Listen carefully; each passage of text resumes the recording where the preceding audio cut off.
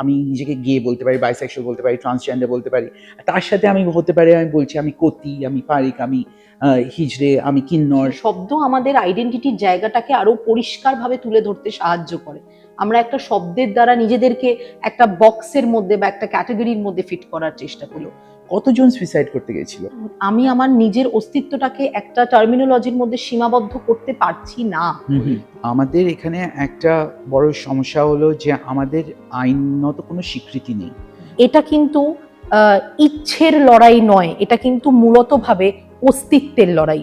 নমস্কার, আমি মনোবিদ সোহিনী মুখার্জি আপনাদের কাছে নিয়ে আসছি বিটুইন আস-এর প্রথম episode. Between us is an intimate conversation between me and you. আজকের প্রথম এপিসোডে আমাদের আলোচ্য বিষয় হচ্ছে কুইয়ার মেন্টাল হেলথ।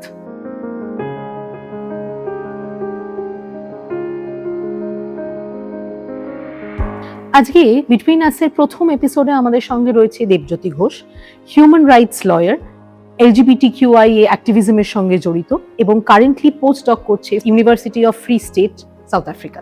দেবজ্যোতি, যে বিষয়টা নিয়ে আমরা আলোচনা করব মূলতভাবে ঠিক করেছি, সেটা হচ্ছে এই যে পরপর নানান ধরনের অ্যাক্ট পাস হচ্ছে ট্রান্স বিল নিয়ে বা ট্রান্স রাইটস নিয়ে, ট্রান্স প্রোটেকশন নিয়ে, সেগুলোর মানুষের মানসিক জায়গাটার উপর কিরকম ভাবে প্রভাব ফেলছে।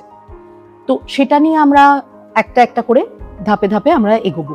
ঠিক আছে। আচ্ছা, একটা বিষয় যেটা প্রথমত, সেটা হচ্ছে যে মানুষের কাছে কুইয়ার শব্দটার নলেজ বা কনসেপ্ট, আমার ধারণা একটা খুব ধূসর জায়গা নিয়ে রয়েছে। সেটা নিয়ে আমরা খুব ক্লিয়ার নই, কারণ অনেকগুলো ওভারল্যাপিং কনসেপ্টস রয়েছে সেখানে, এবং এত নতুন লিঙ্গ এসে গেছে যে নানান টার্মের সঙ্গে একে অপরের সঙ্গে ওভারল্যাপ করে যায়। তো তুমি যদি প্রথমে আমাদের একটু বা আমাদের দর্শকদের যদি একটু কুইয়ার শব্দটাকে যদি একটু বিশ্লেষণ করে বলো, তোমার আইডিয়া যেটা।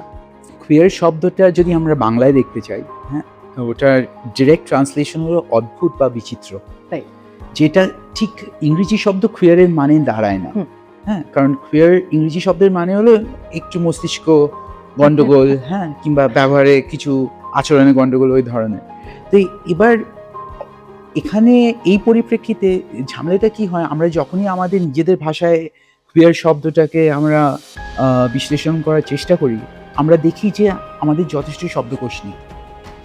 কিন্তু যদি আমরা খুব সীমিতভাবে দেখতে চাই, এনি আইডেন্টিটি দ্যাট ইজ নন হেটেরোনর্মেটিভ। ওকে, হ্যাঁ, তো মানে দেখতে গেলে আমরা যেভাবে একটা পুরুষতান্ত্রিক জগতের মধ্যে বড় হয়েছি, হ্যাঁ, সেখানে স্বামী স্ত্রী, হ্যাঁ, সন্তান, ছেলে মেয়ে নির্বিশেষে যে আইডেন্টিটি বাইনারির মধ্যে, হ্যাঁ, তো সেইগুলোর বাইরে যা পড়ে, হ্যাঁ, যে স্বামীর সাথে কেন স্বামী থাকতে পারে না, স্ত্রীর সাথে কেন স্ত্রী থাকতে পারে না, এটাকেই যদি আমরা ধরে এগোই, তবে কিন্তু অলরেডি দেখা যায় যে আমাদের শব্দকোষের মধ্যে যথেষ্ট জায়গা নেই।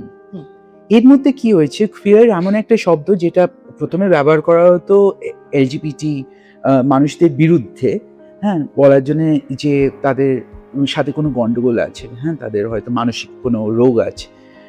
কিন্তু আস্তে আস্তে যখন শব্দটা রিক্লেমড হলো, ওটা আমাদের একটা সত্তা হয়ে দাঁড়ালো। আর সত্তাটা এমন হয়ে দাঁড়ালো যেটা ইটস অ্যান আমব্রেলা টার্ম, এর মধ্যে সব আইডেন্টিটিস চলে আসে। এবং ওটার সুবিধাটা একটাই যে আমাদের যেখানে নানান দিক থেকে নানান ভাষা চলে আসছে, হ্যাঁ, আমি একজন ভারতীয় নাগরিক হয়ে, একজন বাঙালি হয়ে আমি নিজেকে গে বলতে পারি, বাইসেক্সুয়াল বলতে পারি, ট্রান্সজেন্ডার বলতে পারি। তার সাথে আমি হতে পারে আমি বলছি আমি কতি, আমি পারিক, আমি হিজড়ে, আমি কিন্নর, হ্যাঁ, এই সব যে শব্দগুলো আসছে, এইগুলো সব কিছু আমি চাইলে এই একটা ছাতার নিচে আনতে পারি। হ্যাঁ, এখন ঝামেলাটা একটাই, এই শব্দটাকে যদি আমরা বোঝানোর চেষ্টা করি আমাদের কুইয়ার সম্প্রদায়ের মানুষের সাথে, তাদের মধ্যে একটা ভুল বোঝাবুঝি হয়ে যায়। হ্যাঁ, কারণ তারা অনেক সময় ভাবে কুইয়ার একটা আলাদা আইডেন্টিটি সম্পূর্ণভাবে, হ্যাঁ, কুইয়ারের মধ্যেই যে তারা পড়তে পারে, কিংবা তারা নিজেদেরকে যদি কুইয়ার বলে তাদের যে অন্য আইডেন্টিটি লুপ্ত হয়ে যাচ্ছে না, সেটা তারা ভাবে না। এবং আমার যেটা দেখা সেটা হচ্ছে যে মানে মানুষকে দেখতে গিয়ে, মানুষের সঙ্গে আলাপ করতে গিয়ে, যে কুইয়ার শব্দটা নিয়ে একটা অদ্ভুত টানাপোড়েন চলতে থাকে, যে তাদের মধ্যে কারা আছে, তাদের মধ্যে কারা নেই। এটার একটা মানে এই পার্টিকুলার কমিউনিটি, LGBTQIA কমিউনিটির নিজস্ব একটা কনফ্লিক্ট মারাত্মক। সেই জায়গায় দাঁড়িয়ে এই শব্দটার টানাপোড়েন এত বেশি এবং এত গভীর যে সেটা মানুষের মনস্তত্ত্বের উপর যেন আরো ভারী হয়ে ওঠে। শব্দ আমাদের, আমি যতটুকু বুঝি, শব্দ আমাদের আইডেন্টিটির জায়গাটাকে আরো পরিষ্কারভাবে তুলে ধরতে সাহায্য করে। আমরা একটা শব্দের দ্বারা নিজেদেরকে একটা বক্সের মধ্যে বা একটা ক্যাটাগরির মধ্যে ফিট করার চেষ্টা করি। তো সেইটা যখন আমাদের কাছে খুব গ্রে হয়ে যায় বা খুব কনফিউজিং হয়ে যায়, তখন সেটা কমিউনিটির মধ্যে বা সেটা কমিউনিটির মানুষদের ওপর কিরকম এফেক্ট পড়ে, সেটা যদি তুমি আমাকে একটু বলো। তো এখন ব্যাপারটা হলো, যদি তুমি, এটা অনেকটা নির্ভর করছে তুমি কোন জেনারেশনের সাথে কথা বলছো। কারণ আগের যে জেনারেশন, তার জন্য কুয়ার শব্দটা একটা গালাগাল, হ্যাঁ, এবং আমাদের জেনারেশন অনুযায়ী এবং তারপরে জেনারেশন, তুমি খালি মিলেনিয়ালস নয়, তারপরে তুমি যদি জেন জি, জেন আলফা এদের সাথে কথা বলো, দ্য কুয়ার শব্দ ইজ এ রিক্লেমড শব্দ।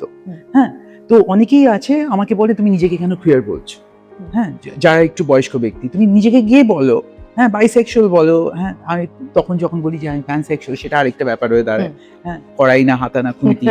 হ্যাঁ, তো এবার ব্যাপারটা হলো তাদের শব্দকোষটাও কিন্তু খুব সীমিত, হ্যাঁ, এবং তারা সবসময় বোঝে না যে এখন এত বড় শব্দকোষ হয়ে গেছে, কোথায় গিয়ে তারা নিজেরা আইডেন্টিফাই করবে। That becomes a problem. হ্যাঁ, তো এবার কুয়ার শব্দটা আমাদের জেনারেশন থেকে শুরু করতে গেলে, মানে আমি দেখেছি যে এই শব্দটা অনেকের জন্য একটা সেফ স্পেস হয়ে দাঁড়িয়েছে। কারণ অনেকেই অনেক দিন লাগায়, যেরকম আমারও আইডেন্টিটি ফর্মেশনে অনেক বছর লেগে গেছে। আমি নিজের ব্যাপারে একভাবে ভাবতাম, তারপরে ওটা আস্তে আস্তে, মানে যত আমার কাউন্সেলিং হলো, হ্যাঁ, নানান বয়সে নানানভাবে, আমি when I was 20 I was one person, when I was 25 I was another person। হ্যাঁ, দেশের বাইরে যখন গেলাম লেখাপড়া করতে, তখন যে আমার আরও এক্সপোজার হলো সেক্সুয়ালিটি, জেন্ডার নিয়ে। হ্যাঁ, ফিরে এসে যে কাজ করতে শুরু করলাম এইচআইভি নিয়ে, তখন আমি লক্ষ্য করলাম যে আমার মধ্যেও একটা চেঞ্জ আসছে। আমার যত শব্দ চতুর্দিকে আছে, ওইগুলোর সাথে আমি কানেক্ট করতে পারছি না। হ্যাঁ, তো ওই জন্য কুয়ারটা এমনই একটা কমপ্লেক্স শব্দ, যেটা আমি চাইলে খুব সিম্পলি বোঝাতে পারি যে নন হেটেরোনর্মেটিভ। হ্যাঁ, কিন্তু অ্যাকচুয়ালি যদি আমি এখন কুয়ার মানুষদের সাথে বসি, হ্যাঁ, তাদেরকে অনেক সময় দিতে হবে তারা নিজেদেরকে কিভাবে বোঝে কুয়ার হিসেবে। হ্যাঁ, ওই মানে ছাতার আন্ডারে। একদমই তাই। এবং আমি যতটুকু তোমার সাথে কথা বলে বুঝতে পারলাম, সেটা হচ্ছে যেমন এটা এক একটা জেনারেশনের কাছে এক এক রকম মানে রাখে, যদি আমি প্যারাফ্রেজ করি তোমার বলাটাকে, কিন্তু সেটা একটা আমাদের বড় স্কোপও দেয় নিজেদের আইডেন্টিটিটাকে আরো পরিষ্কারভাবে বুঝিয়ে তোলার জন্য বা আরো পরিষ্কারভাবে তুলে ধরার জন্য। সেটা একটা ডিসকাশনের স্কোপ রাখে। তো সেইভাবেও জিনিসটাকে তুমি বলছো যে দেখা যেতে পারে, বা সেটা আমাদের এই রিক্লেমেশনটা সেই একটা জায়গা করে দেয়। এটার সঙ্গে তুমি যদি আমাকে একটু কানেক্ট করে বলো যে যারা নিজেদেরকে কুয়ার বলে আইডেন্টিফাই করতে স্বচ্ছন্দ বোধ করে, তারা সামাজিক জায়গা থেকে এবং পলিটিক্যাল জায়গা থেকে তারা নিজেদেরকে কোন স্থানে ধরতে স্বচ্ছন্দ বোধ করে, বা তাদের সোশিও পলিটিক্যাল স্ট্যান্ডিং তাদের কি মনে হয়, কিরকম ভাবে আজকের যুগে আছে, বা আজ থেকে ডেকেড হবে 10 বছর আগে, 20 বছর আগে সেটা কিরকম জায়গায় ছিল, সেটা যদি একটু বলো।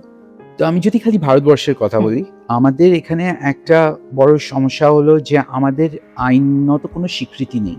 হ্যাঁ, তো আমি একজন আইনবিদ, ওই জন্য আমি সবসময় চেষ্টা করি দেখার জন্য আইনের ভেতরে কি কি ক্যাটাগরিজ আছে, আর সেই ক্যাটাগরি অনুযায়ী তো আমাদের অনেক সময় অধিকার কি প্রাপ্য আছে নেই, ওইগুলো দেখতে সুবিধে হয়।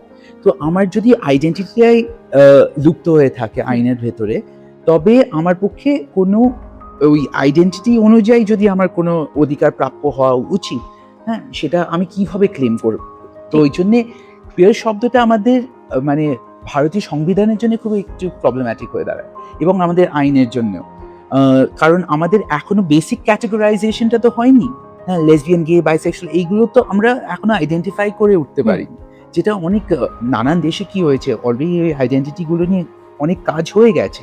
So it's easier to go under the queer umbrella and gain all rights that straight people also get. এর সাথে যে ঝামেলাটা হয়ে ওঠে, খালি আইনের দিক থেকে দেখতে গেলে আমরা কিছু আইডেন্টিটিস নিয়ে আমাদের পুরো সমাজটা গড়ে উঠেছে, মানে একদম মানে প্রাচীনকাল থেকে যেটা আমরা মেনে চলেছি, কিন্নর, হিজড়া, অর্ধনারীশ্বর, এই বৃহন্নলা, মানে নানান আইডেন্টিটি আছে। ধাপে ধাপে যেরকমভাবে ধাপে, জিনিসটা ইভলভ হ্যাঁ। করেছে। আর তারপরে আমাদের নানান প্রদেশে নানান প্রচার হয়েছে, আর তারপরে ঠাকুর দেবতার পুজো হয়েছে। তাছাড়া যখন এখানে মুঘল সাম্রাজ্য ছিল, তাদের জন্য যে খোয়াজাসেরা যারা ছিল, হ্যাঁ, তাদের মধ্যে যে ইউনাক প্রথা ছিল, এইসব জিনিসগুলো না সব কিছু এসে এক জায়গায় মিলে দাঁড়িয়েছে। তো ওই আইডেন্টিটি বাদ দিয়ে, হ্যাঁ, ওই আইডেন্টিটিগুলো বাদ দিয়ে আমাদের পক্ষে অন্য আইডেন্টিটি তুলে ধরা, যেটা খালি সেক্সুয়ালিটি বেসড, খালি gender based, gender non binary for instance, হ্যাঁ, যারা নিজেদেরকে জেন্ডার কুয়ার বলে মনে করে, এইগুলোকে আমাদের ভাষার মধ্যে আনাটা খুব মুশকিল হয়ে দাঁড়াচ্ছে, কারণ ওটার কোনো ডিরেক্ট ট্রান্সলেশনস নেই। আর এই শব্দকোষ কিন্তু আমরা বাইরের থেকে আনছি না, হ্যাঁ। তো ওই জন্য অনেক সময় কি হয়, যেটা মানে আমি দেখতে পেয়েছি হলো, ধরো একজন গ্রামগঞ্জের মানুষ, হ্যাঁ, হয়েছে একজন একটু পুরুষালী মেয়ে, সে মেয়েদেরকে পছন্দ করে, হ্যাঁ, কিন্তু সে নিজেকে মেয়ে ভাবে, কিন্তু পুরুষের মতো সাজগোজ করে। সে তার গার্লফ্রেন্ডের সাথে শহরে পালিয়ে আসলো, তার ওখান থেকে শুরু হলো নিজের আইডেন্টিটি ফর্মেশন, যে কারণ সে এমন একটা সংস্থানের সাথে যুক্ত হয়ে গেল হয়তো, যেখানে তার মতো অনেকে আছে, আর তার চেয়েও বেশি, হ্যাঁ, যেন ট্রান্স ম্যাসকুলিন আইডেন্টিটিস নিয়ে কথা বলতে শুরু করলো। তখন কিন্তু সে হয়তো পুরোপুরি সেটা আইডেন্টিফাই করতে পারলো না, সে নিজেকে জেন্ডার কুয়ার হিসেবে মানতে শুরু করলো। কিন্তু সে যখন আবার বাড়ি যাচ্ছে, গ্রামে যাচ্ছে, সেখানে গিয়ে কিন্তু সে মেয়ে, তখন তার সামাজিক স্বীকৃতির জায়গাটা অন্যরকম হয় একেবারে। তো এই সামাজিক স্বীকৃতির ব্যাপারটাই একটা খুব বিশাল জায়গা দাঁড়ায় আমাদের, একটা আরবান ভার্সেস রুরাল, হ্যাঁ, এই জায়গাটা আমাদের ডিভাইডটা প্রচন্ড বেশি। একদমই তাই। এবং আমার যেটা একটা বড় জায়গা যেটা আমার তুলে ধরা আজকে আমাদের এপিসোডটার মাধ্যমে, সেটা হচ্ছে যে যেখানে আমরা নানান রকম ভাবে LGBTQIA কমিউনিটিকে বলি যে ড্রামাটাইজ করা হচ্ছে, বা এত তাদের বক্তব্য কেন, এত তাদের কনফিউশন কেন, এবং তারা নিজেদের মধ্যে অনেক রকম ভাবে কনফিউশন ক্রিয়েট করছে বলে আমরা তাদের ওপর যে জিনিসগুলো চাপিয়ে দিই। একটা জিনিস আমাদের ভেবে দেখতে হবে, একটু থেমে একটু পিছিয়ে গিয়ে আমাদের একটা জিনিস ভেবে দেখতে হবে যে এটা কিন্তু ইচ্ছের লড়াই নয়, এটা কিন্তু মূলত ভাবে অস্তিত্বের লড়াই, এটা কিন্তু মূলত ভাবে আইডেন্টিটি, এক্সিস্টেন্স, যেগুলো মানুষ হিসেবে আমাদের বেসিক রাইট, যেগুলো আমাদের অধিকার, আমরা কিন্তু সেই জায়গাগুলো থেকেই যখন আমাদের পায়ের তলার মাটি সরে যাচ্ছে, তখন আমাদের ভেবে দেখতে হবে যে এই মানুষগুলো নিজেদেরকে কোথায় দাঁড়িয়ে আছে সেটা মনে করবে। আমরা যেখানে তাদেরকে নিয়ে নানান রকম না জেনে বা না বুঝে যে মন্তব্যগুলো আমরা করি, তাদের মানসিক জায়গাটা কিন্তু অলরেডি একটা ভীষণ ভালনারেবল স্টেজে রয়েছে, যেখানে তারা জানেই না যে আগামীকাল তাদের জন্য কি অপেক্ষা করে আছে। একদিন হয়তো কোনো একটা অ্যাক্ট পাস হবে যেখানে তাদের পুরো জায়গাটাকেই কোনো স্বীকৃতি দেওয়া হবে না, সেটা আমরা আশা করি যেন কোনোদিন না হয়। কিন্তু তাদের মনের ভেতরে এই অ্যাংজাইটিটা সমানে চলতে থাকে যে হোয়াট নেক্সট, এরপরে কি, এরপরে কোন জিনিসটার জন্য আমাদের প্রস্তুত থাকতে হবে। তো সেই জায়গাটা থেকে আমি সবাইকে অনুরোধ করব, আমি এবং দেবজ্যোতি সবাইকে অনুরোধ করব যে এমপ্যাথি, সহমর্মিতা, একটু অ্যাওয়ারনেস, কনসিয়াসনেস, এইগুলো নিয়ে আমার মনে হয় তারপরে কমিউনিটির মানুষদের সঙ্গে কথা বলা, বা তাদের জন্য কোনো রকম সোশ্যাল মিডিয়াতে কোনো রকম বক্তব্য রাখা বা মন্তব্য রাখাটা মানুষ হিসেবে আমাদের একটা মানে বেসিক মাথায় রাখার জায়গা। কারণ তাদের অস্তিত্ব যেখানে ক্রাইসিসে, সেখানে তাদেরকে নিয়ে কোনো রকম মানে অজ্ঞাত কোনো জাজমেন্ট পাস করা তাদের মনস্তত্ত্বের দিকটাকে আরো নামিয়ে আনে সেই জায়গা থেকে। এই যে অ্যাওয়ারনেসের বিষয়টা, এবং এই যে ট্রান্স বিলটা পাস হলো 2026-এ, তুমি তো বললে আমাদের এই জায়গাটা শেয়ার করলে যে তাদের মানে মনস্তত্ত্বের উপর কিভাবে প্রভাব ফেলেছে।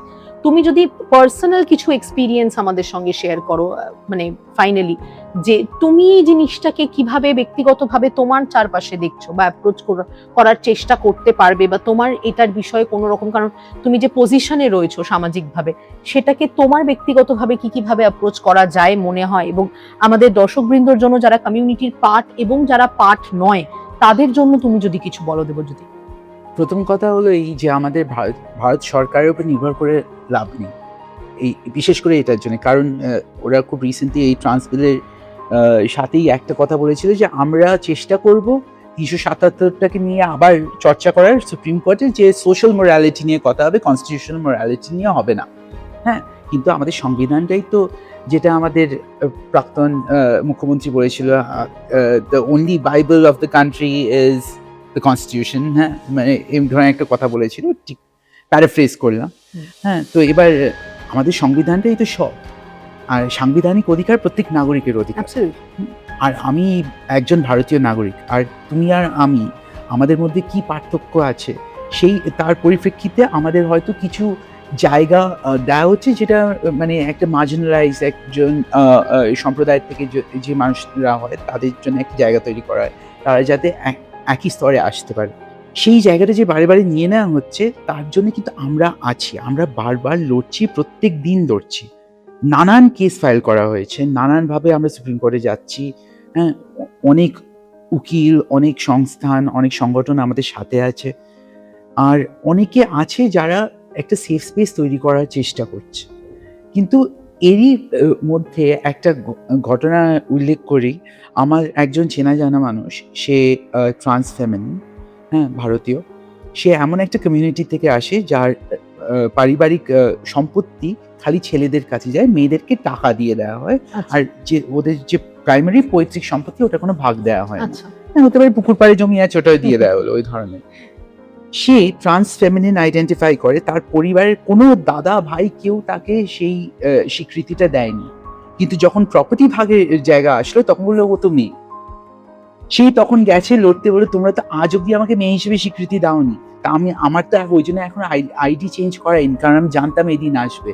তো ওর নাম আমি একটা এলিয়াস দিয়ে বলছি, ধরো আজকে বিজয়, ও ছিল বিজয়। হ্যাঁ, বলে আমি এখনো কাগজ কলমে বিজয়, তা আমি প্রপার্টির ভাগ নেব। প্রপার্টির ভাগ ও নিয়ে বেরিয়ে তারপরে ও নিজের কাগজ চেঞ্জ করেছে। হ্যাঁ, তো এই যে ভেতর থেকে যে সত্তাটা, এই শক্তিটা তৈরি করা, ওর জন্য কিন্তু ওর অনেকদিন লেগেছিল। নানান সংস্থানের কাছে পড়ে থাকতো, মানে কান্নাকাটি করতে, কারণ বাড়ি থেকে বের করে দিয়েছে, নানান অত্যাচার ভোগ করতে হয়েছে। কিন্তু একদিন ওই যে পেছন থেকে যে বোলস্টারিংটা পেলো, হ্যাঁ, এত আইন চেঞ্জ হচ্ছে এত কিছুর মধ্যে দিয়ে, হ্যাঁ, যে আমরা উকিলের সংগঠন বলো, যে মেন্টাল হেলথ ওয়ার্কার্স বলো, সেটা থেকে যে পেলো, ওটা আমার জন্য একটা বিশাল উইন। মানে কারণ এই একজনের, হ্যাঁ, এটা একজনের কাহিনী, হাজারজন হয়তো বানের জলে ভেসে যাচ্ছে, কিন্তু এই একজন যে দাঁড়াতে পেরেছে, হ্যাঁ, এটাই একটা দৃষ্টান্ত, হ্যাঁ, একটা বিশাল ব্যাপার।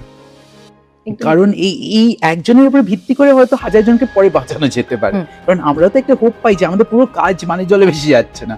হ্যাঁ, এত চেষ্টা করছি আমরা, কারণ আমি তো প্রিভিলেজড, আমি তো ভালোই থাকবো, হ্যাঁ, কিন্তু বাকিদের কি? হ্যাঁ, সামাজিক নানান স্তরের মানুষদের কিভাবে কি হবে। একটা জিনিস, একটা শেষ জিনিস যেটা আমি উল্লেখ করব এবং দেবজ্যোতির সম্মতি নিয়ে সেটা করব, সেটা হচ্ছে যে কমিউনিটির ভেতরকার মানুষদেরও আমার যেটা বলার, কমিউনিটির ভেতরে এত কনফ্লিক্ট, এত ইন্টারনাল পলিটিক্স, এত কনফ্লিক্ট, সেখানে কোনো একটা পার্টিকুলার ক্যাটাগরি যখন কোনো স্বীকৃতি পাচ্ছে বা পাচ্ছে না, সেটা নিয়ে কমিউনিটির অন্যান্য মানুষদেরকে তাদের পাশে দাঁড়ানোটা খুব দরকার। কারণ আজকে আমি যে স্বীকৃতিটা পাচ্ছি, কালকে হয়তো সেটা আমি হারিয়ে ফেলতে পারি।